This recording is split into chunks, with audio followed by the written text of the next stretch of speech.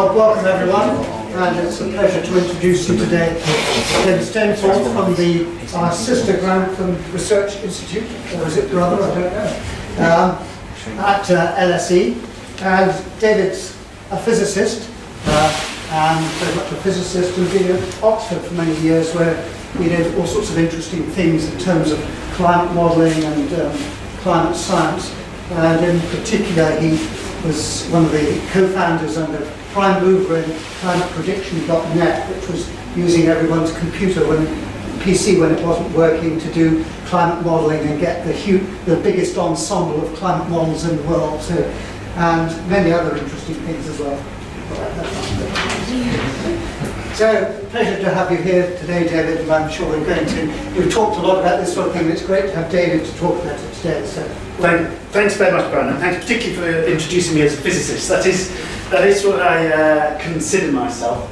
So I'm going to present a number of different results today, all of them done collaboratively with different people: Sandra Chapman, Nick Watkins, Joe Down, Raphael Carell, Sam Dietz, and Lenny Smith are the main people, and I should acknowledge them first. So what I'd like to talk about in this context of searching for robust information is very much my perspective on the climate change problem, and particularly my perspective on the academic research side of climate change.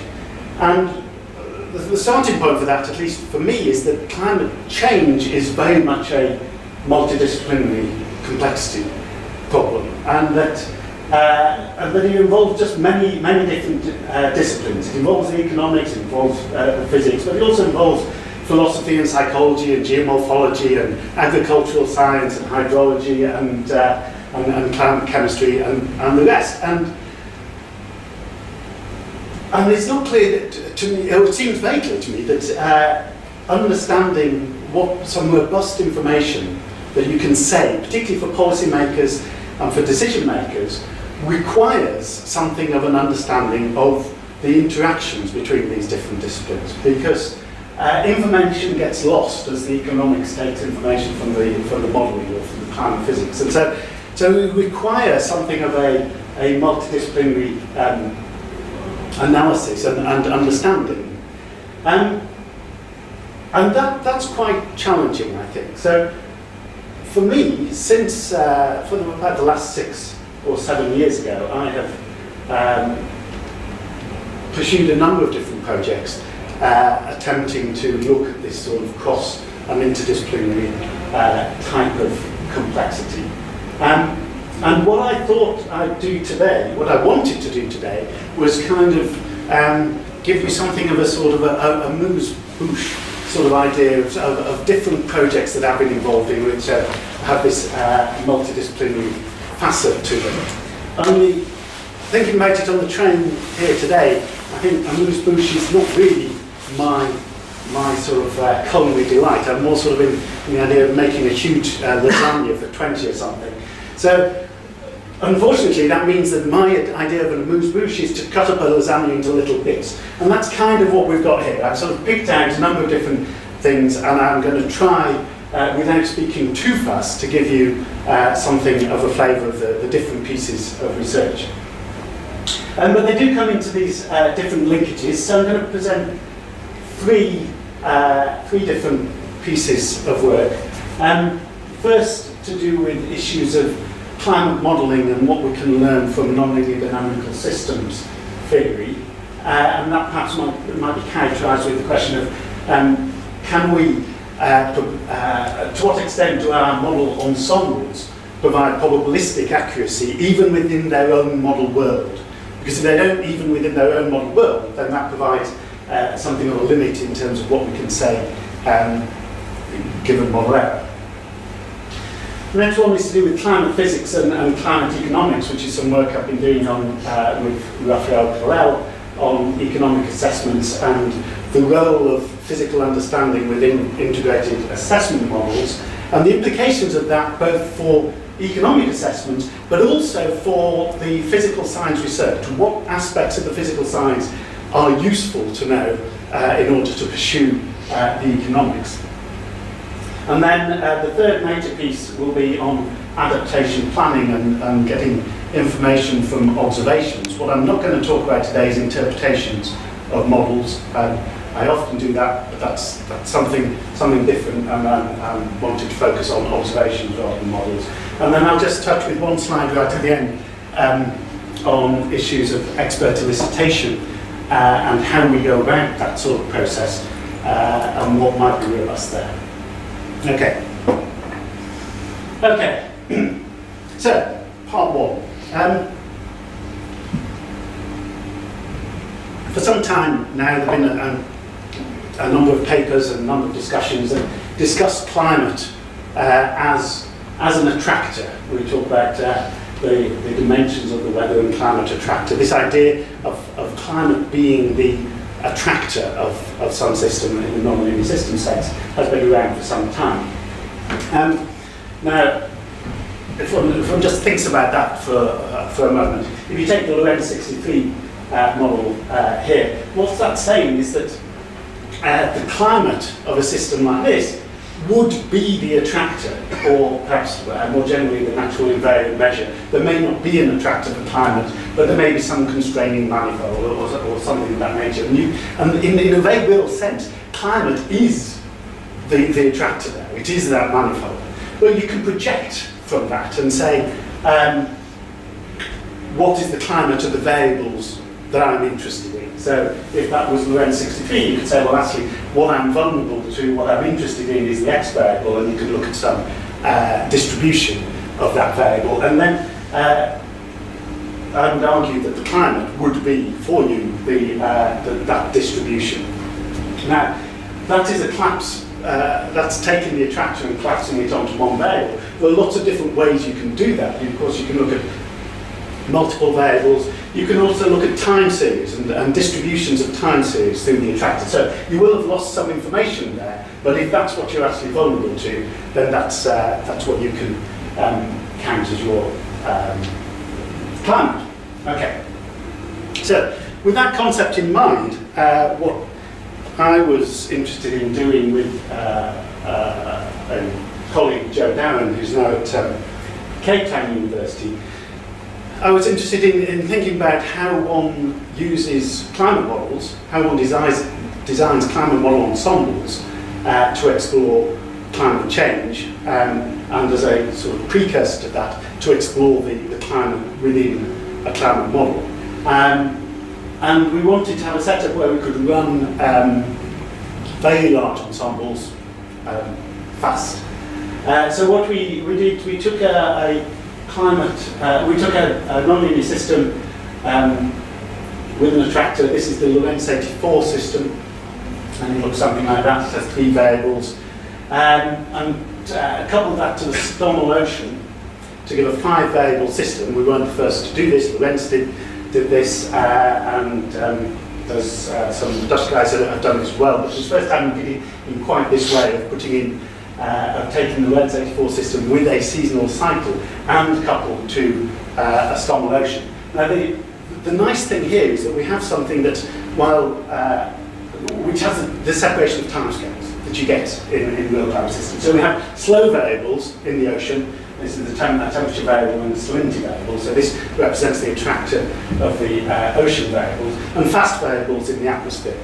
And what I'm going to talk about is what I'm going to show is results from the ocean variables, which is a little bit of a shame because one can map those onto changes in the atmospheric variables, like stability of the summer circulation patterns and things like that. But it's easiest to look at in terms of the ocean variables. Okay, so putting these concepts together, we have this model, a Lorentz 84 system coupled to a Stommel model, Stommel ocean, and one could look at the ocean variables, and one could build up the distributions from a single trajectory. So this is a very nonlinear systems theory type approach. You're just going to take one trajectory, run it forward, and build up a distribution over time, and you get something like that.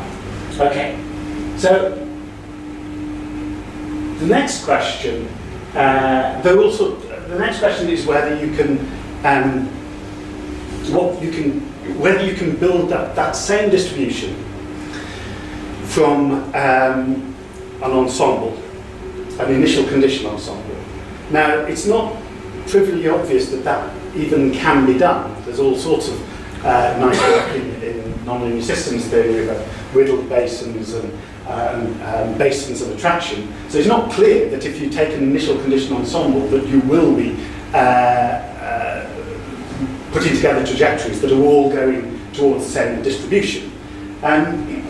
But let's hope that that's the case for the moment. And what we are going to do is take some ensembles of various different sizes, starting from an initial condition here, much smaller than that one represented there. And we're going to run those forward in time. And we're going to compare those with this distribution, these distributions that are built up over one long 100,000-year simulation. Okay? So now I'm going to take another 100,000-year simulation, and I'm going to compare that with our first 100,000-year simulation. Okay? And what these are telling you, we've got a lot of plots like this. This is the KS statistic, the Kolmogorov-Smirnov statistic. Maybe you are all very familiar with the Kolmogorov-Smirnov statistic, but I had never heard of it. So I'm going to assume that you're not. The idea of the Kolmogorov-Smirnov statistic is that it is the maximum difference in the cumulative distribution function between two distributions. So imagine two distributions, at some point they're different, and the maximum difference in the cumulative distribution function is the KS statistic. Okay? So it tells you the maximum, how wrong, if one distribution is meant to represent another, it tells you how wrong that distribution can be, the maximum error that you can have. Okay? I've kept that description on several of the slides because it takes me a little while to go down that. So, if we look at the temperature distribution, we're now building up a distribution over, say, 10 years, and we're comparing it with our distribution built up over 100,000 years, and it's really quite different. And as we run it longer and longer and longer, it comes down to zero. They come down to the same distribution. Now, given that these actually started from different starting conditions to these distributions here, the fact it goes to zero suggests that, in fact, we don't have an immediate problem, at least not with that particular simulation. But then, if we take a 3-member ensemble or a 10-member ensemble, then they approach the final distribution, the single trajectory distribution, somewhat faster. So that's kind of nice. Our ensemble gets us to our long-term climate of the system a little bit faster. That's nice.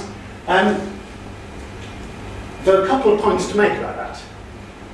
First is that although they approach the distribution faster, they don't approach it in a computationally more efficient way.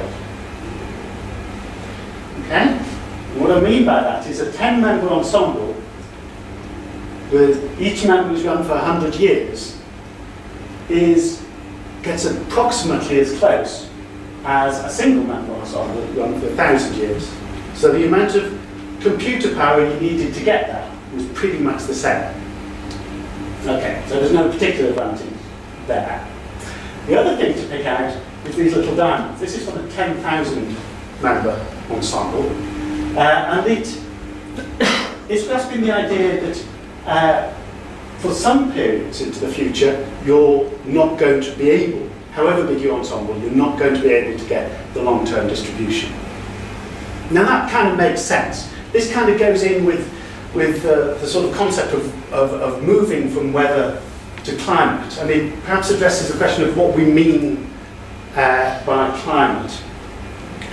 Because in a sense we might know about climatology, we might know what the climate of the UK is today in some sense, and yet in a very real sense what we're experiencing is today's weather, and tomorrow's weather is not a sample from climatology. We know a lot more about that. It is constrained by what we know today.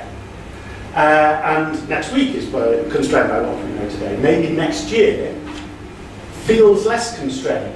And yet, in a climate sense, of course, it is constrained. We're not in an ice age now. And so if you want to look at climate over hundreds of thousands of years, you might want to include the possibilities of ice ages. But next year, or 10 years' time, or even 100 years' time, that part of the distribution is not really relevant.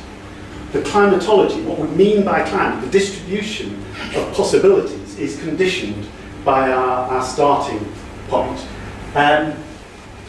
And that's what these sort of diamonds are illustrating. Even in distribution, the distribution at sort of 10, 30, 100 years is different from the very long-term climatological distribution. Okay, so why is that important? Why is that? Well, we'll come to this. So for me, then, the interesting thing for climate prediction becomes something that says, what is the distribution of climatological variables conditioned on our state today? So we know something about today. We're interested in how the uncertainty expands into the future. So what we have here is from those same initial condition dots, we're going to run forward an ensemble, the 10,000 member ensemble,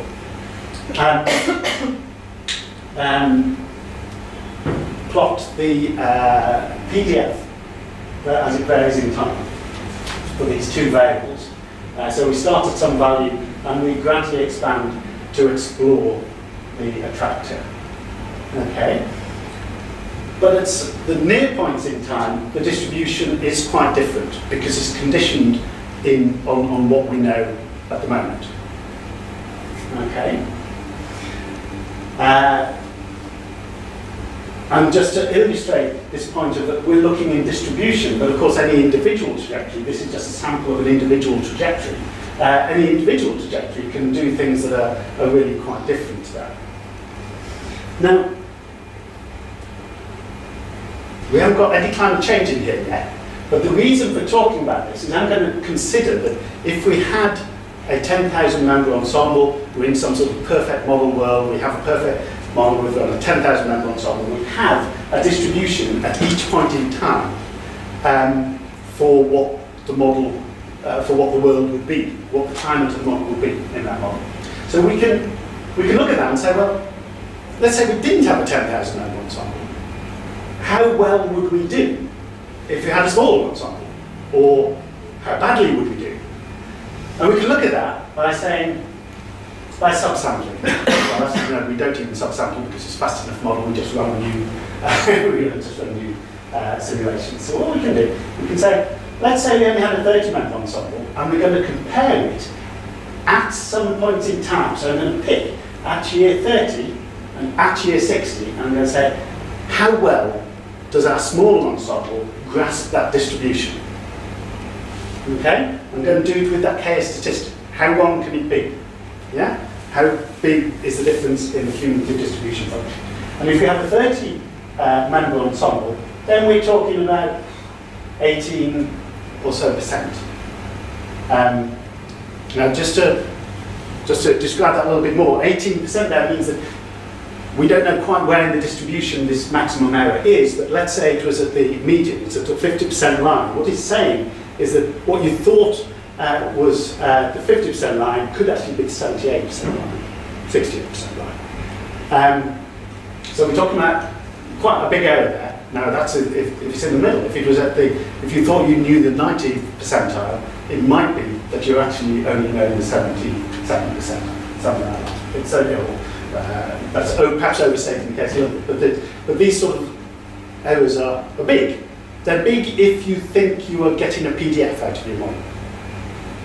Now with 90-member ensemble, it's coming down maybe about 8%. With a 900-member ensemble, it's getting fairly. Okay, but of course that isn't what we tend to do with climate models and climate model ensembles. What we tend to do is say, well, we're going to take a distribution over a period of time. We're not going to take them at an instantaneous point in time. We're going to take them over a period of time, typically 30 years, to build up our distribution. So we can look at that and say, well, what happens if we build it up over 30 years with different size ensembles? And the sort of 9-member, 3 members is the minimum number of ensemble members for the CMIT5 data set. 9, I think, was fairly typical in ensembles. And we're looking at errors of around 10% to 20% in the S variable. But also, interestingly, when the climate is changing, here this is out 30 years into these simulations, you find that for some variables, even if you've got a very large ensemble, if you build up a distribution constructed over a period of time, then you will reduce the errors in your quantification, but you will be trending towards something which is not the correct value for the time you're looking at, because the climate is changing. So you're not representing that well. Okay. So all of that, to some extent, is a little bit of a preamble, a sort of an important preamble, to say, how do we look at climate change? Now, in climate change, we're not looking at this stationary attractor. Instead, we're saying, well, we've got some sort of attractor up here, and we're going to change some parameters in our model, equivalent to like changing CO2. And we're going to change our attractor to something down here. And it's not clear what happens in the transient process as you move from one to the other. But the simulation is going to show now, say we're going to start at some point in this attractor, and we're going to move, change our model, change our parameters in our model into something that would represent this attractor. Now this then shows these distributions. We're now just looking at the temperature variable, and if you go from a sort of more constrained attractor to a less constrained attractor, you'll see you're sort of fanning out into a wider distribution. But it happens quite gradually over quite a long period of time. So again, we can look at different periods of time. We can look at 30 years in, we can look at 6 years in and say, are we grasping those distributions? And again, we have a similar sorts of errors, sort of 15, 18% if we've got a 30-member ensemble, which of course is large. I mean, the point here is that we don't usually have a 30-member initial conditional ensemble, not in most of the simulations we have. We certainly don't get up to 90. Typically, we might have, typically we might have 3 or 10. There are a few papers coming out nowadays which is starting to explore the idea of having 30, 40 or so.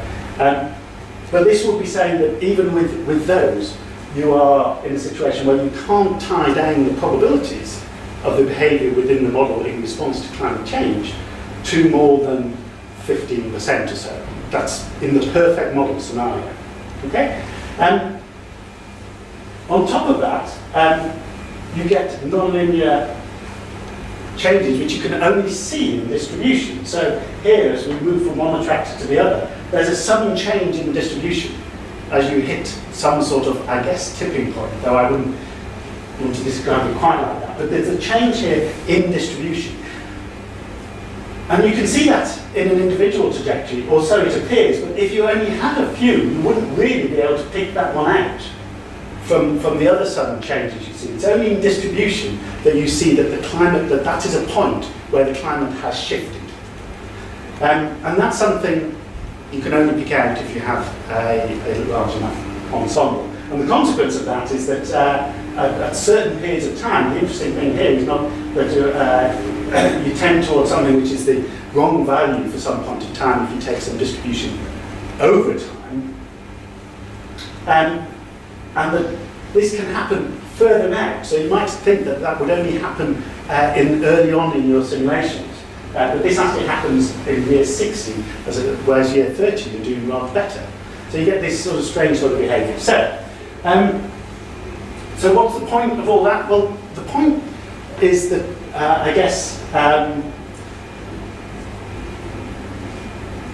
that we are diving, the global circulation models that we use to simulate climate have been built up by physicists and numerical analysis over the years, people like me, which is a bit of a problem, but never mind. But that's what we're kind of left with. And there has a physical, there's a physical approach there, you think it encapsulates everything you want to encapsulate. It's very difficult to not see it as just representative of the world. We can run it and that will tell us what's going to happen. But a nonlinear dynamical systems perspective you just wouldn't have that sort of assumption. You would say, well, we need to run these lots of times in order to understand what's going to happen, even within the model, in order to understand the model. And I think there's a lot more we can learn from understanding simple nonlinear systems in a climate change sort of sense. Now that's a sort of message for the modelers, but it's also kind of a message for the nonlinear dynamical systems community, who tend, and I characterise worryingly, and I'm somewhat worried because I'm not quite sure who's in the audience, but never mind. But I would characterise that such people tend to be very interested in certain sets of models, certain sets of nonlinear system models, tending to be low dimensional, so 3, 5, 9 dimensional models, whereas a GCM, we're talking about something that has 10 to the 5 variables, 10 to the 5 dimensions. There is a problem of engaging that community in understanding the sort of complexity that we have in GCM. So this isn't a one-way process. This is a matter of engaging different communities to do different things. Okay, so that's part one. Part two was to do with integrated assessment models. Do we have any economists here? Okay, that's worrying. Still, good. So this was a piece of work I did with Raphael Kalel and Simon Dietz. I am not particularly well qualified to talk about the economics, so feel free to heckle. But I will give you my perspective. So I am in no way an economist and have done relatively little work on economics, but I will give you my kind of perspective on the issue. So the first point I want to make is, is everybody familiar with integrated assessment models?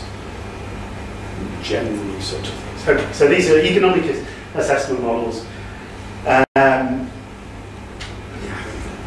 We'll go, if we need to say more later. One of the most popular, widely used, is this model called DICE, developed by Bill Nordhaus. And these models generally have been developed by the economists. And they have within them all sorts of representations of economic effects, but they also have a representation of the climate. They have essentially a climate model within them. Sometimes there's a carbon cycle, usually there's a carbon cycle, and there will be a temperature equation. Now, nice. The two temperature equations, there's the temperature of the atmosphere and the temperature of T low. It's described as the atmosphere. In fact, this is a sort of, it's kind of an upper box and a lower box. With the upper box definitely including the upper oceans, and the lower box being essentially the lower oceans. And these are the equations that are within the model. Now, the reason I show them is that we have various parameters here. We have zeta, zeta1, zeta2, zeta3, and zeta4 in these equations. And zeta1 is the climate equation coefficient for the upper level. Zeta3, the transfer coefficient upper to lower strata. So the reason I highlight it like this is, at least to me, this proved really quite a challenging question of quite what were these parameters meant to be, and how did they link to my understanding of climate, a physicist's understanding of climate, and indeed the whole climate science literature. So I'm being critical of DICE here. Do not take, if there's any DICE supporters, don't take that personally here. One could be critical of any of the integrated assessment models, but more so than that. The GCMs suffer from obscurity in just the same way. But let's stick with DICE for a moment. So on a bit of delving further, we found that zeta1 is delta T over C up, and zeta4 is beta delta T over CD. So just to put that in, so we have a heat capacity for the upper box, we have a heat capacity for the lower box, we have a heat transfer coefficient. We don't need to worry about zeta2 terribly much since it's defined as the climate feedback parameter, well, it's defined as forcing over, double CO2 forcing over sensitivity. But something that appalled me, but maybe this, and I suspect this is just my perspective, it's how my career has developed, but the idea that we have at the time step is integral within the different parameters. I was just amazed at this, and I realised that maybe is unreasonable. Maybe many of you would not be appalled by that. But I was just amazed that the time step will be integrated within the parameters, because the consequence of that is not just these parameters, it's the parameters that are the model. The consequence of that is you can't trivially change the time step. And that means if you change other variables that might lead to numerical instabilities, you can't reduce the time step to achieve stability. I was shocked, it must be said. But perhaps that's just a little, it's certainly where I come from, but it just links into that other field of numerical analysis. There are lots of people who have done huge amounts of work on how you represent equations on computers, and yet some basic ideas do seem to be lost. Interestingly, DICE, there's several different versions of DICE. DICE 2010 had a time step of a year. DICE 2013 has a time step of DICE 2010 has a time step of 10 years, DICE 2013 has a time step of 5 years, so it's been halved. Last week we were looking at this, and it appears that this parameter has been halved, and this parameter has been halved, as you would expect, but this parameter has been halved as well, raising the prospect that maybe the people who have adjusted this don't actually know what the parameters are, or what is included there. Okay, so there's an issue of the integrated assessment models in design, but we've worked that out to some extent, and we've used the DICE model. This piece of work was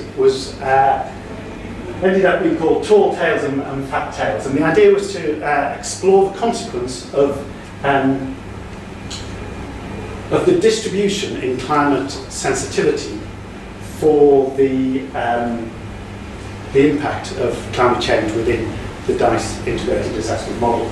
So there's been a number of pieces of work, the economists I'm sure will be very familiar with them, particularly work by Marty Weitzman in Harvard,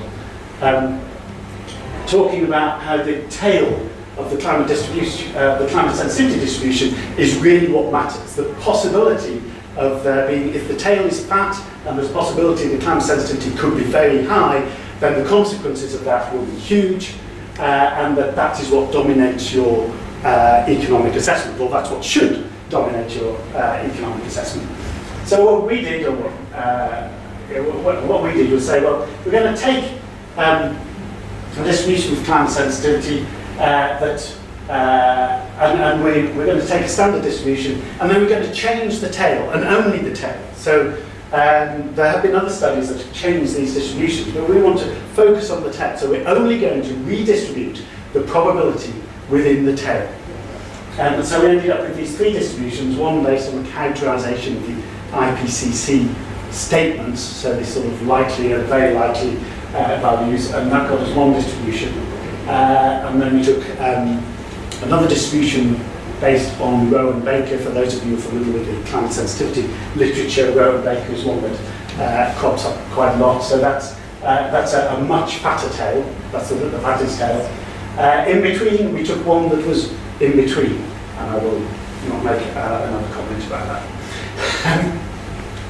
And the consequences of these different distributions is that when you have a fatter tail, you have the possibility of more extreme warming. These are the temperatures that come out of the DICE model. Now, the coming out of the DICE model means that you don't necessarily have a fixed scenario of emissions, because there will be feedback between emissions and impacts which come around again. But these are the temperatures that come out, and you get this sort of higher ones and this sort of mid-level one, and higher still here. Now, before going on, it's worth just comparing those with the damage function that is in this model. So what we have here, we've looked at two damage functions, the Nordhaus damage function and what we've called a high damage function. It's fairly similar to the Weizmann damage function, but it's not quite the same, so we couldn't call it Weizmann. And this is the loss of output, gross loss of output, as a consequence of temperature. Now, there's something I find just sort of interesting. This is a question mark along the tall tails. If you have a 10 degrees rise in global mean temperature, the Nordhaus damage function gives you a 17% loss in output. That seems, to me, somewhat optimistic. You don't even get half a loss of half your output at 20 degrees rise. One might wish to question that. The high damage function is greater, of course, and it becomes greater much faster. So I'm not sure the nature of it increases very fast. But even, I would question even a 30% reduction in gross output at 10 degrees as being a reasonable thing. So the economists know this, that there is clearly a huge debate to be had around these damage functions. But to me, that's just, that really illustrates it, that there is this need for this huge debate. Okay. Now, but setting that to one side, what this shows is the value of a 500 parts per million policy. So this is saying, we're taking the DICE model, we run it as a business as usual, and we run it as a 500 parts per million, and we do thousands of simulations to explore the consequences of climate sensitivity across that distribution. And we look at the expected value of the present day discounted utility. Crikey, I didn't even know I could say that. So I could talk a little bit more about that, but I certainly don't want to. I would interpret this as something like, and the economists can tear me apart on this one, something like the increase in GDP that you get from applying the policy as opposed to not applying the policy. And this is in percent, so you've got a 0.3% increase. So you're 0.3% better off if you apply your 500 part per million policy than if you don't. Under this distribution, and pretty much it doesn't vary by, the shape of the tail doesn't really matter. If you have a high damage function, that matters a lot more. That changes things quite a lot more. But crucially, and an interesting thing for the physicists, is that if the tail is particularly fat, beyond a certain point, it flips over from being just under 1% to 76%. It's just suddenly a huge value. If there's a possibility, if the tail of the sensitive distribution is beyond a certain point of fatness, I'm not quite sure how I measure fatness, but let's not go there, then it suddenly becomes terribly important. Now, that seems to me quite a valuable thing to know, because that's something that feeds back from the economists. If you believe this sort of economic assessment at all, then it's saying that what you want from the physical sciences is more information about the tail of the distribution. That's your crucial area of interest. And it's not in the centre, it's in the tail. So exploring the feedbacks that govern the tail are the things that matter. Right, I want to move on to something else, so I'll just dash through this little point. What is missed out in the whole of that is the fact that climate sensitivity isn't the only physical variable that's uncertain here, even within that simple model.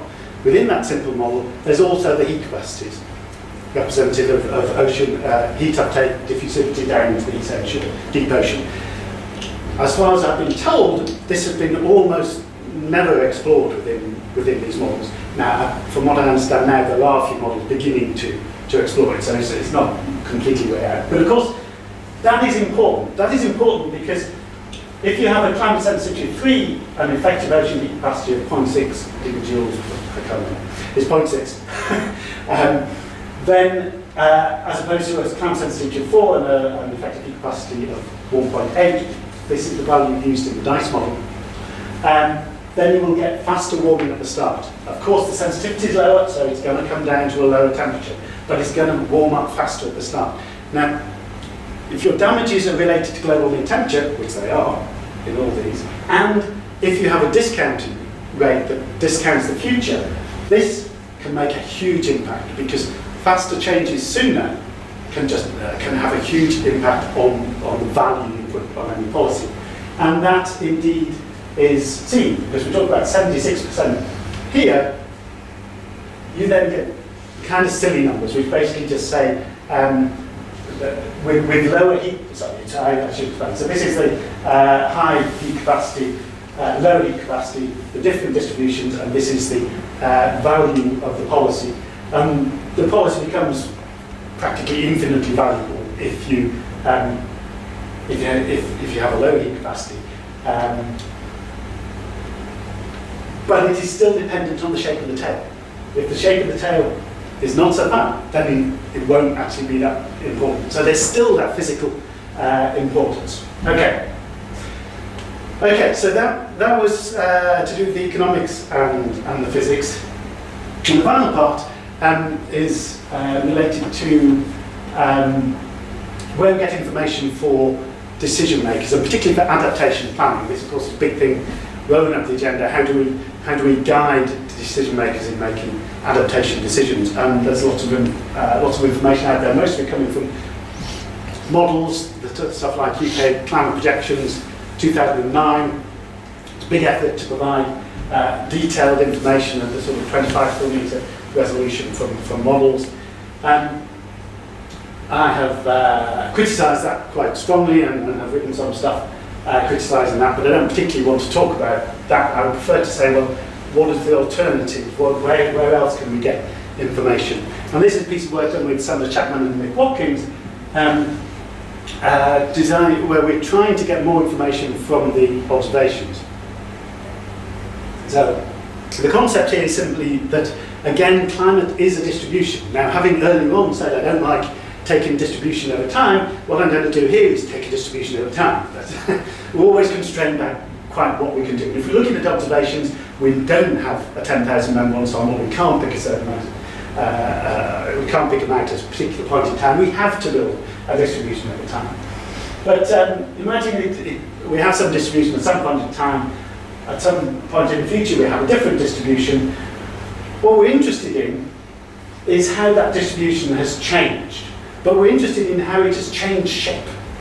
So it might have shifted, but it's unlikely to have simply shifted. Some quantiles will have changed more than other quantiles.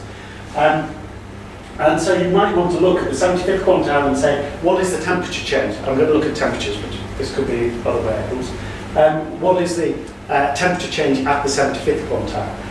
Or you might say, well, I have a threshold. I have a threshold of 28 degrees when I'm designing buildings. I'm not allowed to let my building go above 28 degrees. So I'm really interested in how often it goes above 28 degrees outside. So I might want to look at 28 degrees and say, well, what's the change in the probability of exceeding 28 degrees? So if I have these two distributions, some point in the past and some point now-ish, then I can get this information out. Wouldn't that be lovely? Now that's conceptually, to my mind at least, conceptually that's very nice. That's kind of what we would like to be the case. And these are just arguments for why one would want to do that. The devil, as ever, is going to be in the detail, because we only have one Earth to look at. It has only gone through one trajectory, and we only have a limited set of observations. So we have all sorts of problems in doing that. But let me talk you through what we did. So these distributions are exactly what I was presenting a moment ago, but they're real. These are from the EOBS data set across Europe. And they're for Bordeaux. So it's 0.5 degree grid box around Bordeaux. Observational information. The red curve here comes from the 1950s, and the green curve comes from the 1990s. And you can do exactly this. You can pick off changing shape. If you pick this out, you can see how it's changing more at the upper quantiles, not not necessarily surprising, that's not a new result. You can pick out your threshold that might be interesting. So lots of useful things if it's robust. When is it robust? So the first thing that we did was say, well, why did we take 1950s to 1990s? We've got more data than that. Why not make it longer? That will certainly would increase the signal, shouldn't it? That would be a better thing to do. But we didn't make it longer because what we really wanted to do was take multiple samples of those distributions. And by taking only 43 years between the two distributions, we can shift them in time. So 1950 to 1993, 1951 to 1994 and the like. Each one's built up over 9 years. We could have used longer, but if we'd used longer, that degrades the separation in time. So we've done a lot of sensitivity analysis on that. But it allows us to get 10 samples, and for Bordeaux, what we find is that they're really well separated. And really, we do have to seem to have quite a strong signal that the climate of the 1990s is different to the climate of the 1950s in Bordeaux. No statement of attribution here. This is just observations of what has happened. That's the nice picture. There are lots of other pictures. If you go to the Algarve in southern Portugal, they're all mixed up together. There really seems to be no indication of significant change. If you go to Piedmont in northern Italy, there's a wide range of different responses. So how do we interpret these? Well, what I proposed doing was saying, well, if the smallest change over any 43 years is large, then that's an indication of a large change at that quantile or that threshold. Did you get that right? The smallest change is large, that's right. If the largest change is small, then that seems to be an indication that there hasn't been much change. Okay?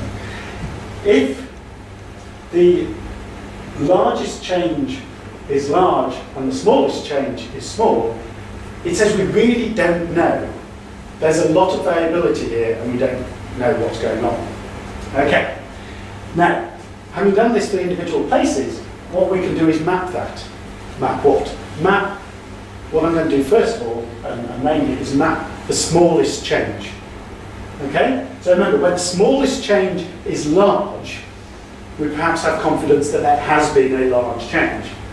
And what one sees is a large pattern of change across Northern Europe from Denmark to northern France.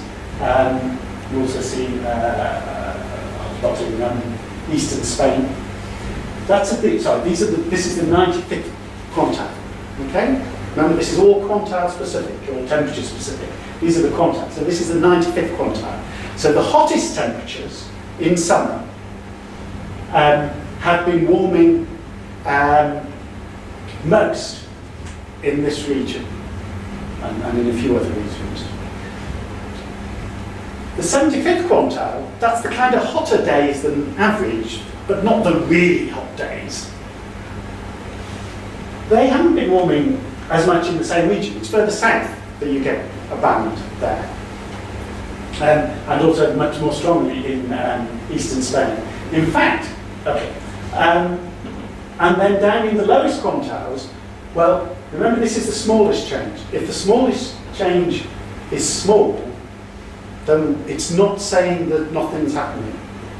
It's saying that there's no robust signal of change. And we get no really robust signal of change in the 5th percentile. Although it's interesting that in eastern Spain, there seems to be a fairly strong signal across all the quantiles. Now, this spatial distribution seems important to us because one of the questions is whether the EOBS data sets is really robust enough to do this sort of analysis. We have lots of observations, but this is constructed from an interpolation between station data across Europe. So I have not talked about this at all. Algeria is wonderful, huge signal based on 2 stations and lots of missing data.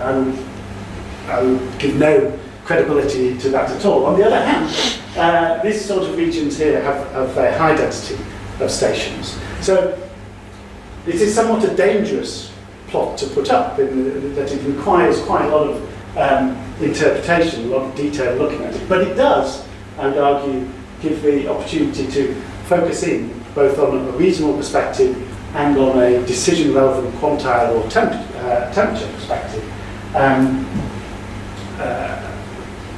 Focusing on the data in that sort of way.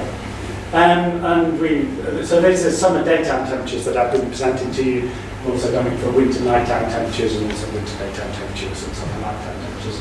And a few things on specific temperatures. So this is a 0 degree fraction of winter nights above 0 degrees. So you see the particular warming in northern England at that threshold, and the 28 degree threshold here. There was something else I was going to say. I can't remember what it was. Never mind. And we just begin to look at precept.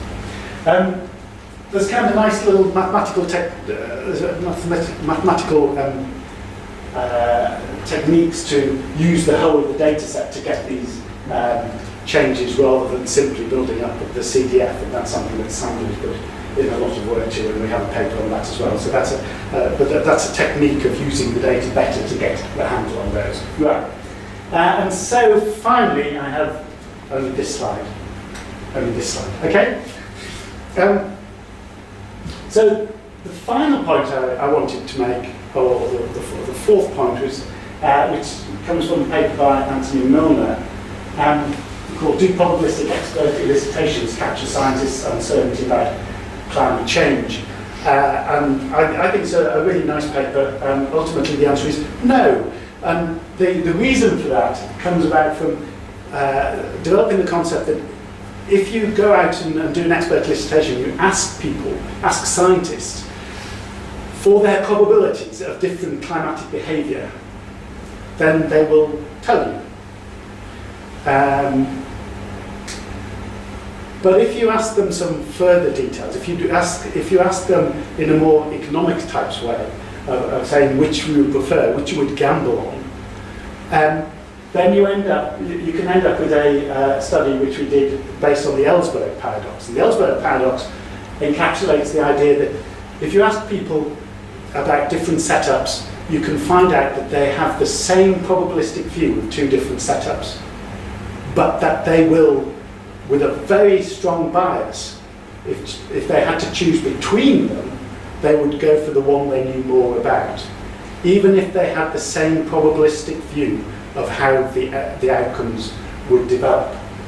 Now you can use that in an expert elicitation to, this is what we did an expert elicitation of climate sensitivity at the AGU conference a couple of years ago, of experts in climate sensitivity. We asked them for their probabilistic knowledge of climate sensitivity, and then we asked them how they would bet in different situations to try to reveal whether they believed their probabilities were probabilities, and concluded that they didn't believe their probabilities were probabilities. That's a little bit of an overstatement. We concluded that there was a statistical indication that a subset did not believe that their probabilities were probabilities. But this is kind of a useful thing, because if you're trying to get information out of experts, how you ask them becomes terribly important.